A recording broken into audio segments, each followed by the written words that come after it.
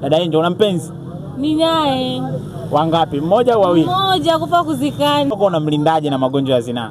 Aisemisha mnaisha mwachia Mungu. Niaje mwana afekta. Sasa bado tuko beach hapa. Kuna walembo nimeona pembeni hapa, nataka tunaulize na wenyewe. Hebu kameramani sogea. Mambo dada? Poa. Unaitwa nani? Riziki. Riziki. Mambo dada Bonge? Poa. Unaitwa nani? Angel. Angel. Sasa dada Angel. Wazima lakini? Wazima. Sasa naanza na wewe dada Angel. Dada Angel. Wewe una miaka mingapi? Au miaka yako ni miaka 25. Dada Angel una mpenzi? Ni naye. Wangapi? Mmoja au wawili? Mmoja kufa kuzikana. Kabisa. Sasa dada Angel, mpenzi wako unamlindaje na magonjwa ya zinaa? Aisemisha mnaisha mwachia Mungu. Kwa nini tena? Kwa sababu hata kimlinda yeye ataenda tu. Kwa wewe unamshauri nini kuhusu magonjwa ya zinaa mpenzi wako? Mimi naambia aache kwa sababu magonjwa ya zinaa sio mazuri. Kabisa. Utapata PID. Kabisa. Gonozembe.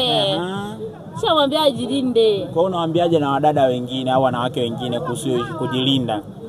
Mimi naambia tu waambie wapenzi wao waaminifu. Kabisa. Nashukuru sana dada Angel. Riziki, bado niko na wewe. Umesema unaitwa Riziki? Riziki una mpenzi? Naye. Wangapi? Mmoja. Okay. Moja. Sasa Riziki, wewe mpenzi wako unamlindaje na magonjwa ya zinaa?